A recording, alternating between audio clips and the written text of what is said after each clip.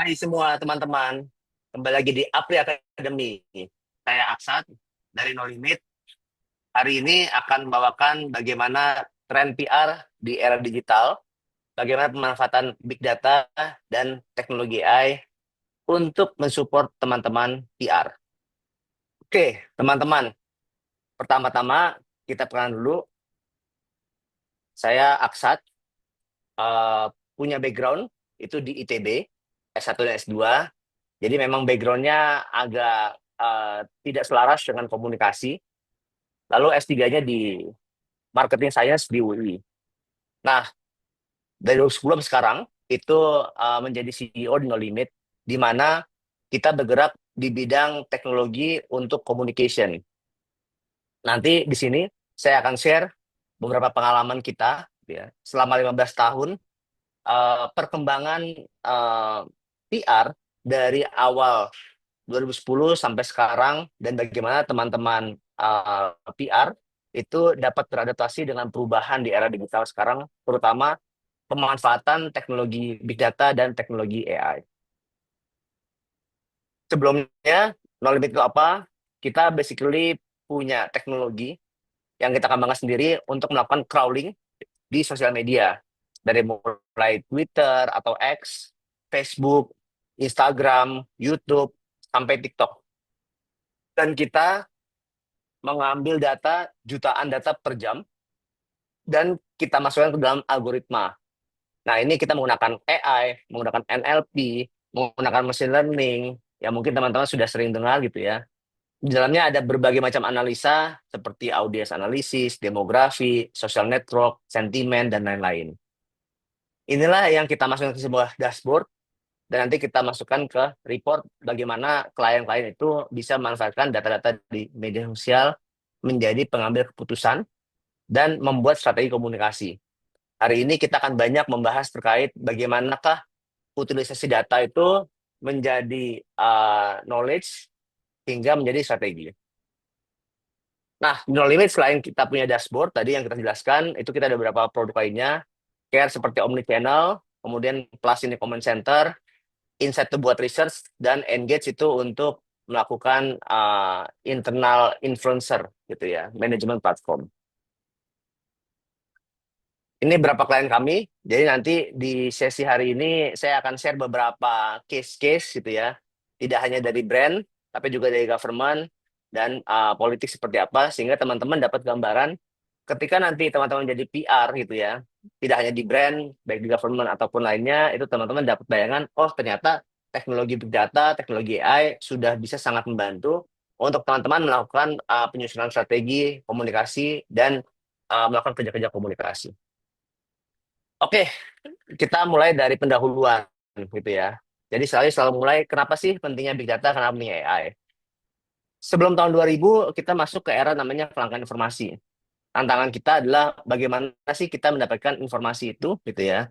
Dulu mungkin secara infrastruktur itu masih sedikit, kemudian portal itu juga masih sedikit, apalagi konten-konten tidak sebanyak sekarang gitu ya. Kalau dulu mungkin hanya Detik, Kompas gitu ya. Kalau sekarang itu kita ada ribuan, ribuan portal yang kita monitor, bahkan setiap harinya itu ada ratusan mungkin yang terus bertambah gitu ya portal-portalnya, dan otomatis konten-kontennya pun makin beragam.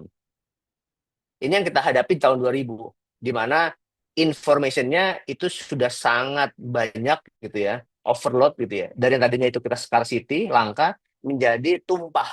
Nah, challenge-nya tentu dari yang tadinya itu kita mencari informasi, sekarang justru memfilter informasi dan bagaimana dari sumber yang dapat dipercaya.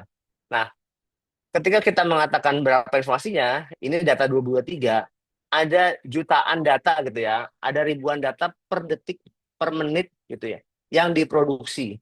Jadi kalau saya kita ngeliat YouTube aja misalnya, ada 694.000 video jam gitu ya.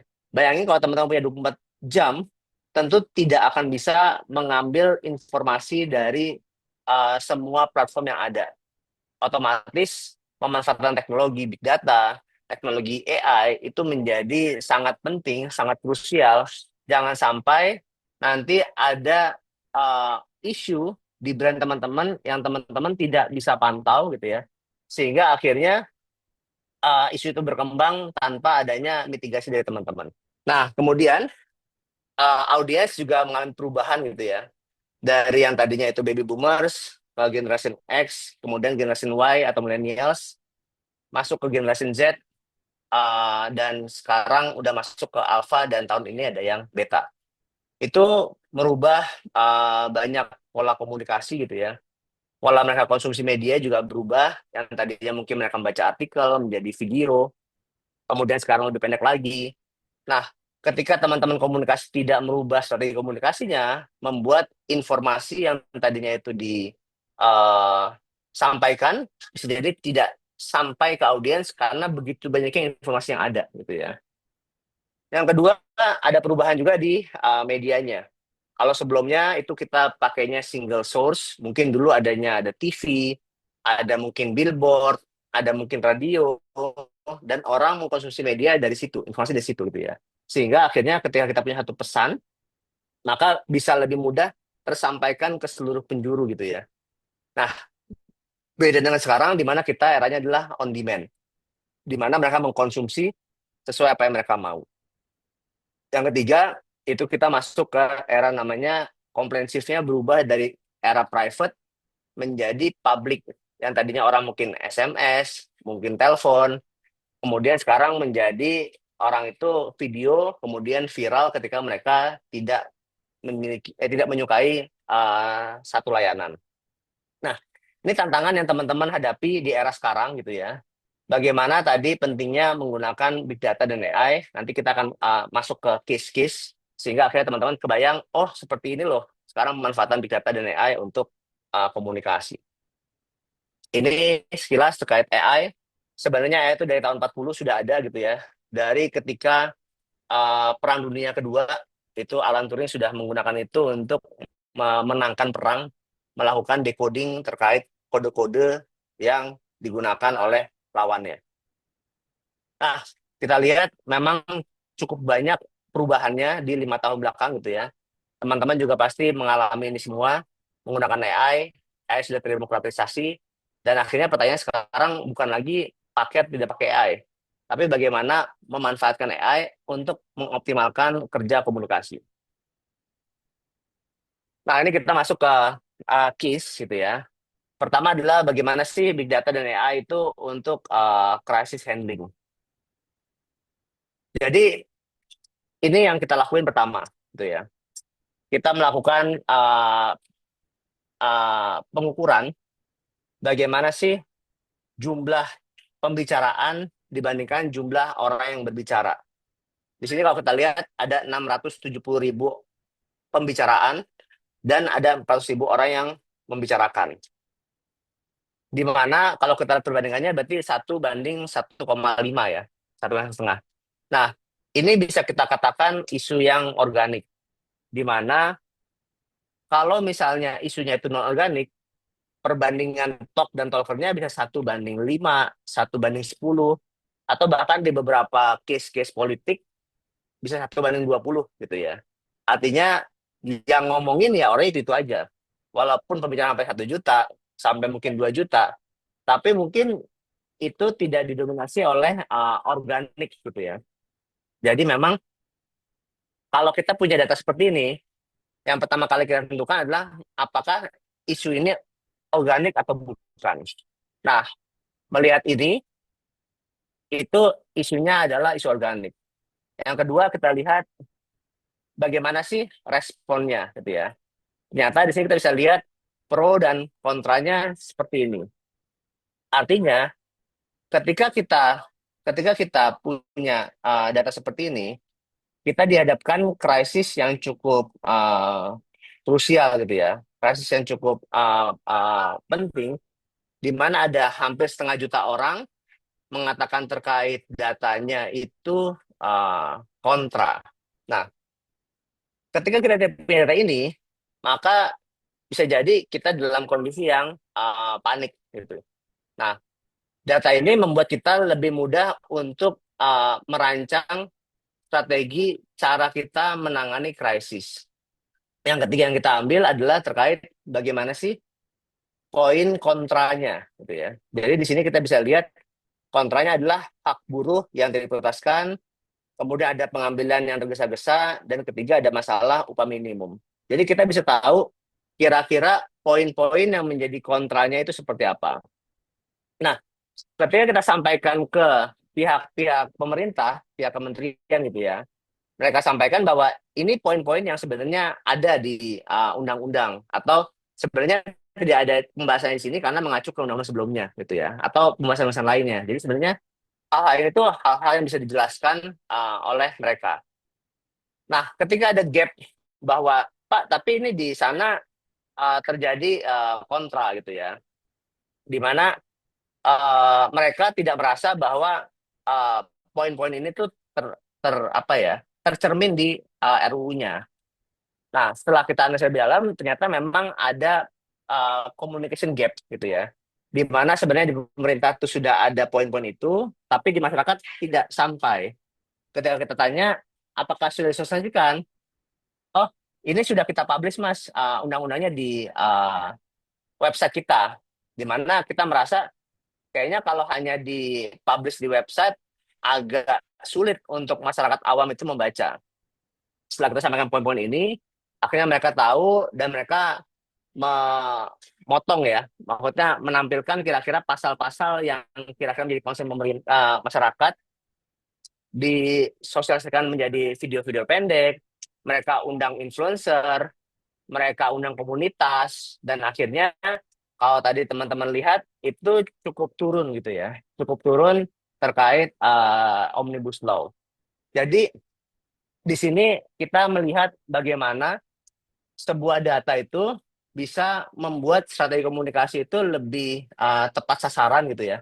Ketika kita mau membangun sebuah narasi besar ataupun media yang mau kita publish.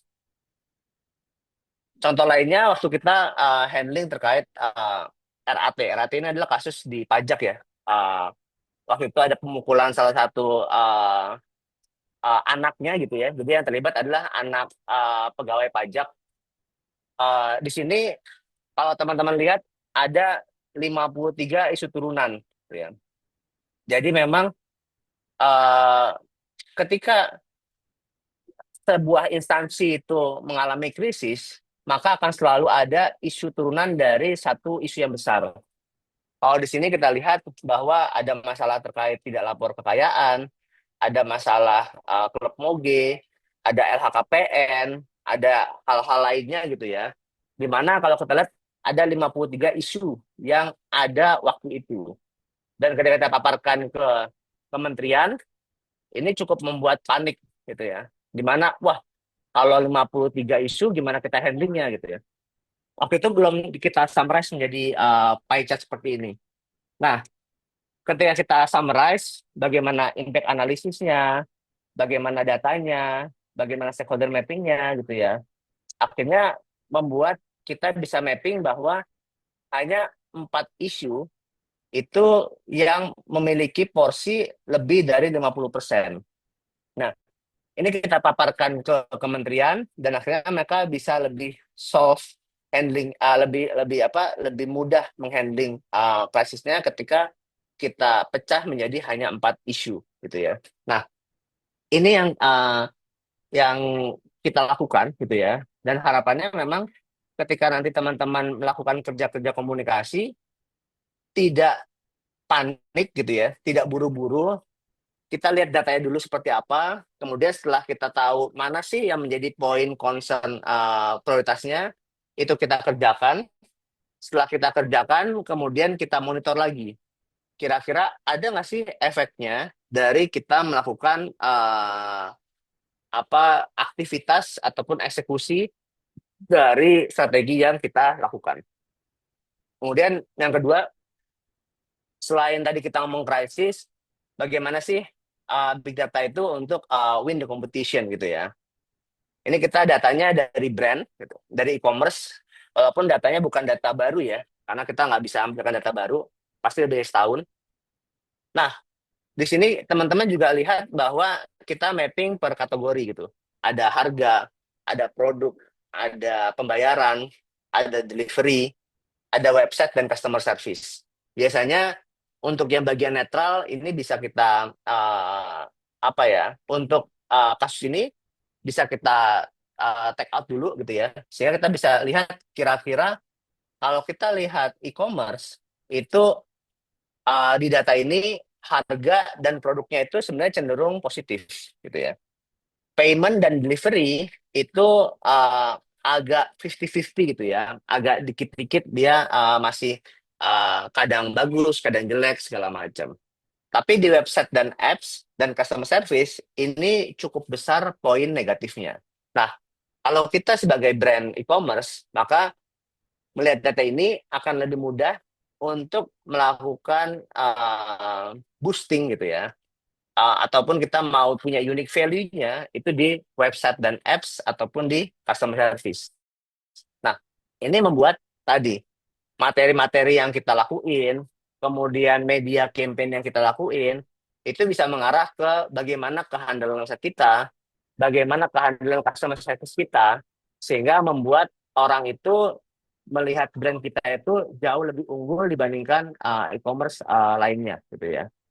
Nah, ini tadi ya memudahkan kita untuk merancang sebuah strategi komunikasi daripada kita harus nyasar semuanya. Kita nggak tahu mana yang menjadi concern mereka, mana yang menjadi unique value kita, mana yang menjadi poin strength dan weakness-nya kompetitor. Dengan data membuat kita lebih mudah untuk kita merancang strategi itu. Dan lebih dalam lagi kita bisa lihat kenapa sih dia dibilang positif atau negatif gitu ya. Tadi kalau kita mau fokus di customer service atau website, itu negatifnya itu terkait CS yang lambat, CS yang nggak solutif gitu ya. Kemudian ada masalah respon CS template dan lain-lain gitu ya. Kemudian yang ketiga terkait positioning gitu. Kalau tadi terkait value, kedua terkait positioning. Di sini kita juga bisa lihat pertama kali kita lihat adalah terkait posisi kita sebenarnya seperti apa sih sekarang gitu ya. Jadi ini penting untuk melihat ketika makin ke atas itu berarti makin populer, makin ke kanan itu berarti makin positif. Nah, kita selalu mengharapkan bagaimana brand kita ada di posisi kanan atas. Jadi memang ketika posisinya itu di bawah, berarti strateginya adalah bagaimana menaikkan popularitas. Ketika brand kita di kiri, berarti bagaimana mengubah persepsi negatif menjadi positif. Nah, hal-hal ini yang kita butuhkan di awal sebelum kita melakukan eksekusi dari strateginya, gitu ya, ataupun membuat strategi dari campaign itu sendiri. Nah, lebih detail itu kita bisa lihat sebagaimana sentimennya dan paling penting adalah terkait persepsi, gitu ya. Jadi kalau kita lihat misalnya di masing-masing apa rumah sakit itu kita punya persepsi positif negatif, ada mahal, ada lengkap, ada murah, kalau healthcare strategis. Nah, kalau kita lihat lebih dalam lagi terkait si misalnya, case ini misalnya kita ke Primaya gitu ya, dia ternyata punya punya value penting itu di ramah dan bersih. Nah, di sini yang kita tekankan bahwa terkadang bagaimana kita itu berkompetisi itu tidak harus melulu menggunakan modal. Kalau tadi kita lihat di rumah sakit sebelumnya, ada yang mungkin terkait kelengkapan fasilitas, ada terkait dokter, di mana gajinya bagus, segala macam. Nah, ketika kita punya modal yang mungkin tidak sebanyak kompetitor, ternyata kita juga bisa mengambil angle itu bagaimana si rumah sakit ini punya keramahan dan kebersihan gitu ya. Dimana kalau kita tahu, misalnya kita ngomong banking, eh, atau misalnya kita bilang satpam paling ramah, yaitu kita sudah bisa tercermin di BCA gitu ya. Nah, begitu pula ketika kita ngomong value-value ini, membuat orang lebih mudah untuk tadi melakukan positioning, di mana mungkin dia nggak harus dikenal sebagai apa rumah sakit yang lengkap ataupun yang premium gitu ya. Tapi rumah sakit yang ramah dan bersih itu membuat dia punya posisi yang cukup baik. Contoh case-nya misalnya kayak kita di Bluebird itu waktu pas 2020 mereka tergencet dengan transportasi online gitu ya. Ada mungkin GrabCar, ada GoCar, di mana harganya cukup murah. Nah, eh, Bluebird waktu itu agak sulit untuk menurunin harga gitu. Karena itu selain harga, apalagi ya yang bisa dimainkan. Setelah kita coba ambil selama 1 tahun ke belakang, ternyata banyak orang yang kita bilang komplain ataupun mencurahkan isi hatinya ketika mereka masuk ke Grab atau Gokar, ada yang joknya itu jebol, ada yang mungkin bau, ada yang mungkin supirnya ugal-ugalan dan lain-lain gitu ya. Nah, kita simpulkan bahwa ketika mereka menggunakan itu ada rasa tidak nyaman. Nah, yang kita rekomendasikan adalah bagaimana kalau kita fokusnya di nyamannya saja. Sehingga memang tadi Bluebird punya posisi yang clear, walaupun dia agak sedikit mahal, tapi tetap memberikan rasa nyaman ke penumpang. Nah, akhirnya ketika itu diterima, dibungkus gitu ya, diramu, membuat satu campaign yang itu cukup berhasil membawa posisi Bluebird itu masih relevan hingga sekarang gitu ya. Bahkan kayaknya beberapa kompetitor sudah mulai merilis fitur-fitur layanan seperti Grab Comfort ataupun Gokar Comfort segala macam, membuat bahwa oh nyaman ini sebenarnya memang value yang dicari oleh masyarakat ketika mereka menggunakan transportasi. Dia tidak hanya murah. Nah, itu bagaimana tadi? Big data itu bisa mereshaping ya. Jadi kita tidak hanya sekedar membuat press release, tidak hanya sekedar membuat press conference, tapi bagaimana ketika kita membangun sebuah strategi komunikasi menggunakan big data, menggunakan AI, itu membuat orang itu jadi lebih punya perspektif lain, sehingga akhirnya strategi komunikasi yang dijalankan itu bisa lebih relevan, dan ketika dieksekusi itu bisa memiliki monitoring dan evaluasi. Gitu ya. Ini ketika mereka sudah punya value-nya, bagaimana mereka melakukan set the promise gitu ya. Kemudian company itu memberikan janji gitu ya, customer, kita adalah perusahaan yang nyaman gitu ya.